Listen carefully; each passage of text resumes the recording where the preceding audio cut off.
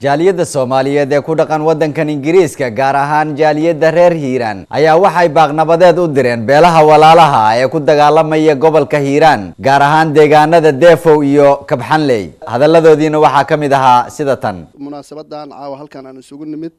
oo ah munaasabad loogu talagalay in baaqnabadeed loogu soo jeediyo beelaha ku dagaalamaya gobolka Hiiraan waxaan rabaa inaan idinka mahad celiyo aqbalaada anaga aqbasheen kulankan xasaasiga ah oo muhiimka ah oo aan rabna inaan ku joojino dhiig islaameed dhiig walaal oo ka socda gobolka Hiiraan ajiibka anaga ajiibteen ilaahay raali ha idinka noqdo ajna raali idinka siiyo waan idin mahad celinayna walaalayaal jaaliyadda waxay ka xanuunsatay dad walaalahood ah oo gobolka ay wada degan yihiin oo dhibaato iyo dagaal sokeeye ay dhaxmareen oo shaydaan ka faa'iideystay kan jallaqsi degan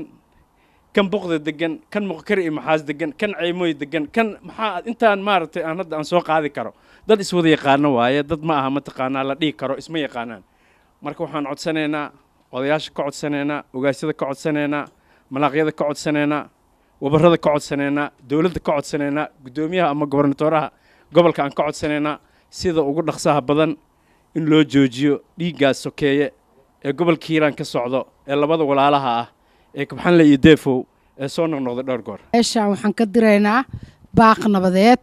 oo ku wajahan dagaalka ka socda magaalada Deefow la yiraahdo iyo Kabxanley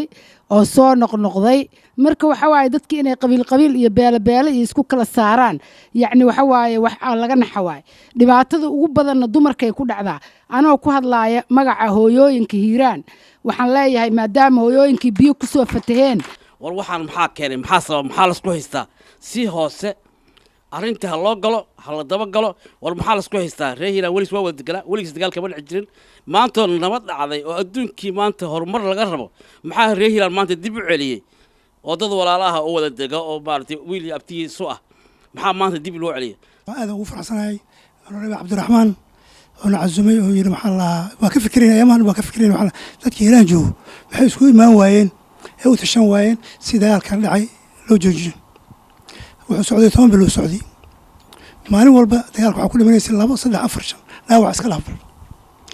marka aad ugu faraxsanahay Cabdiraxmaan raygu keenay maartay oo ina maanta isugu imaano dadka meesha Hiiraan oo hadda meesha dagaalka uu ka socdo maanta Soomaaliya dagaal waa ka soo dhamaaday 21 sano dagaal isku wadi laakiin hadda waxaad markii tacab iyo waxba la sameeysan lahaa in la bilaawo barakicin in la barakiciyo marka taasna waxa waa dambi aad u weyn waxaan fariin gaara u dirayaa gudoomiyaha gobolka Hiiraan Cabdifataax Xasan Afrax asaga shaqo ku leh dad hadduu diriro waa in ninkii mas'uuluhu uu meeshaas istaaga waa inuusan indhaha ka qabsan oo uusan ka baqin horaan waxaan u iri ninka la yiraahdo markii uu ahaa ninka la yiraahdo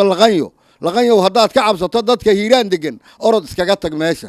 caawa waxaan leeyahay Cabdifataaxow haddaad qof reer Hiiraan ka cabsato iska bannee meesha waxaana ka codsanayaa odayaasha dhaqanka duubabka u wada reer Hiiraan ee ugaasyada iyo wabarrada inay fadhiga ka kacaan istaagaan dhiiggaas ay joojiyaan siyaasiyiinta reer Hiiraan xildhibaanada waa inay arrinkaas ay ay ka qayb qaataan waxaan kaloo ka codsanayaa ciidanka xoogga dalka Soomaaliyeed inay farageliyaan xabajoojin ku sameeyaan ummadaas ay kala dhaxgalaan Yusuf Garabay warbaahinta qaranka Soomaaliyeed London